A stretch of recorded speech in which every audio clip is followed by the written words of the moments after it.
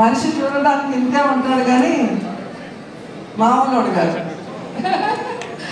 So ఎంత చెప్పినా తక్కువే అనిపిస్తుంది రాకేష్ చూస్తుంటే.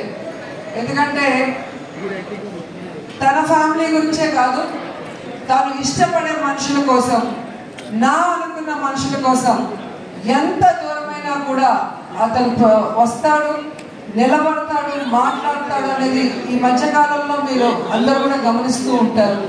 ఎందుకంటే చాలా స్వార్థపూరిత వాతావరణంతో సమాజం ఇప్పుడు ఉంది. కానీ ఇంకా అమాయకత్వంతో మంచి మనసుతో అందరూ బాగుండాలి అనుకునే మా రాకేష్ ఎప్పుడు బాగుండాలని మనస్ఫూర్తిగా కోరుకుంటూ, ఈ క్రెడిట్ ఒక్క రాకేష్కే కాదు, ప్రతి మగవాడి విజయం వెనుక ఒక ఆడది ఉంది అంటారు.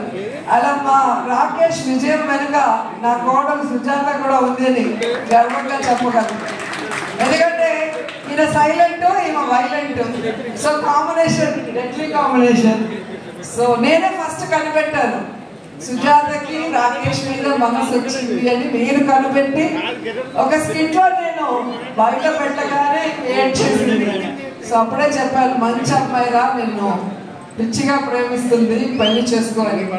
ఇదేమో పెళ్ళే వద్దు తల్లి, మా అమ్మ ఉంటే చాలు, మా తమ్ముడు మా ఫ్యామిలీ చాలు, నాకు పెళ్ళే వద్దు అనుకున్నవాడు బలవంతంగా మేమే ఒప్పించి పెళ్లి చేద్దాం. ఒక మహాలక్ష్మి నీ చేతిలో పెడితే ఇంకో బుల్లి మహాలక్ష్మిని ఈ మధ్య ఇచ్చాడు, ఖ్యాతి. సో ఖ్యాతి పుట్టిన సందర్భంగా ఈయన సినిమాతో ఈయనకి ఖ్యాతి రావాలి.